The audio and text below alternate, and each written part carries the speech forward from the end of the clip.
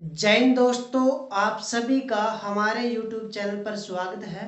Haryana GK के बारे में बात करेंगे। हरियाणा का सबसे उत्तरी गांव जो है वो शाहपुर है। कौन सा गांव है? शाहपुर गांव, जो कि पंचकूला जिले के अंदर पड़ता है। हरियाणा के पंचकूला जिले के अंदर जो उत्तरी गांव है वो शाहपुर में पड़ता है। और सबसे दक्षिणी गांव, हरियाणा का सबसे दक्षिणी गांव जो है वो दोहा। सबसे दक्षिणी गांव दोहा, जो कि मेवात या नूह में पड़ता है। मेवात और नूह में हरियाणा का सबसे दक्षिणी गांव दोहा है। बात करते हैं सबसे पूर्वी गांव की, तो हरियाणा का सबसे पूर्वी गांव है ताजेवाला, जो कि यमुनानगर के अंदर पड़ता है। किसके अंदर? यमुनानगर गांव के अंदर हरियाणा का सबसे पूर्वी गांव ताजेवाला। पश्चिमी गांव की बात करते हैं तो हरियाणा का पश्चिमी जो गांव है चौटाला गांव। चौटाला गांव जो है वो सिरसा जिले के अंदर पड़ता है। सिरसा जिले में जो है चौटाला गांव हरियाणा का सबसे पूर्वी विलेज है। अक्षांश और देशांतर की बात करें तो हरियाणा की जो स्थिति है वो 27 डिग्री 39 मिनट 27 डिग्री 39 मिनट से लेकर 30 डिग्री 35 मिनट तक जो स्थिति है वो हरियाणा की उत्तरी अक्षांश में है। 27 डिग्री 39 मिनट से लेकर 30 डिग्री 35 मिनट तक हरियाणा की स्थिति है अक्षांश में। देशांतर की बात करते हैं तो 74 डिग्री 28 मिनट से लेकर 74 डिग्री 28 मिनट से लेकर 77 डिग्री 36 मिनट तक 77 डिग्री 36 मिनट तक हरियाणा की देशांतरीय विस्तार है। अब अक्षांश और देशांतर एक बार देख लेते हैं। ये ग्लोब है मान के चलो, और पृथ्वी पर काल्पनिक रेखाएं हैं अक्षांश और देशांतर। ये विषुवत लाइन है और इसके पैरेलल अगर लाइन खींची जाए तो सभी रेखाएं क्या कहलाएंगी? अक्षांश। क्या कहलाएंगी? अक्षांश रेखाएं कहलाएंगी। काल्पनिक है ये, पृथ्वी पर ऐसी कोई खींची हुई लाइन नहीं है। और जो खड़ी लाइनों की बात करें, ऐसे देशांतर लाइन, खड़ी जो लाइनें हैं ग्लोब पर वो देशांतर है। तो जो हरियाणा की यानी इंडिया की भी जो स्थिति वो उत्तरी गोलार्ध में पड़ेगा। विषुवत लाइन से जो ऊपर है वो उत्तरी गोलार्ध और जो नीचे है दक्षिण गोलार्ध। तो हरियाणा की स्थिति पड़ेगी यहाँ पर, तो उत्तरी अक्षांश में पड़ेगी। और देशांतर जो है इस तरफ वो पूर्वी देशांतर है। अगर इस तरफ होता तो पश्चिमी देशांतर, इस तरफ है ग्रीनविच लाइन के इस तरफ जो है वो पूर्वी देशांतर है। यानी 74 डिग्री 28 मिनट से लेकर 77 डिग्री 36 मिनट के बीच में हरियाणा की जो विस्तार है वो पड़ेगा। जब हरियाणा का गठन हुआ 1 नवंबर 1966 को हरियाणा का गठन हुआ 17वें राज्य के रूप में। 17वें राज्य के रूप में हरियाणा राज्य का गठन हुआ। अगर बात करें 16वें राज्य की तो 16वां जो राज्य बना था वो बना था नागालैंड। 16वें नंबर का जो बना था वो नागालैंड राज्य बना था। बात करते हैं 18वें नंबर की, तो 18वें नंबर का जो राज्य बना था वो हिमाचल प्रदेश बना था।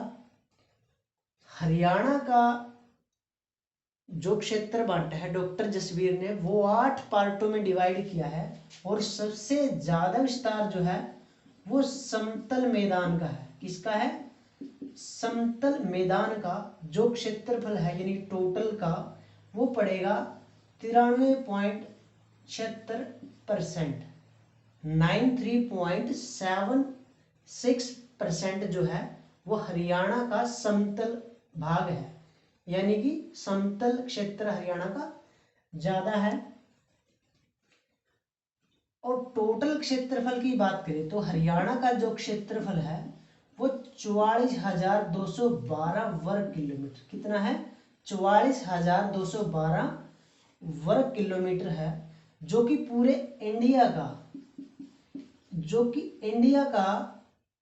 1.34% बनेगा। इंडिया का कितना परसेंट है? 1.34%। जब पंजाब से हरियाणा अलग हुआ था तो उसका जो क्षेत्रफल था वो 35% के आसपास था, यानी 35.18% क्षेत्रफल हरियाणा के हिस्से में आया था। अब बात कर लेते हैं घनत्व की। हरियाणा का जो घनत्व है वो पड़ेगा 573 वर्ग किलोमीटर, यानी कि 1 वर्ग किलोमीटर में 573 लोग औसत रहते हैं हरियाणा में। समुद्र तल से बात करें तो हरियाणा समुद्र तल से जो ऊंचाई है हरियाणा की वो पड़ेगी 200 से 300 मीटर के बीच में। 200 से 300 मीटर के बीच में पड़ेगी। और बात करें फुट की तो 700 से 900 फुट पड़ेगी। समुद्र तल से जो हरियाणा की ऊंचाई है वो 700 से 900 फीट, और मीटर में बात करेंगे 200 से 300 मीटर। डॉक्टर जसबीर ने हरियाणा को कितने भागों में बांटा है? तो डॉक्टर जसबीर ने 8 पार्टों में डिवाइड किया गया है। डॉक्टर जसबीर ने कितने भागों में बांटा है? 8 पार्ट में डिवाइड किया है।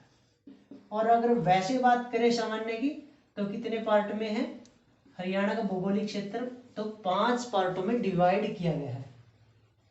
8 पार्ट कौन से हैं? सबसे नंबर 1 है शिवालिक क्षेत्र।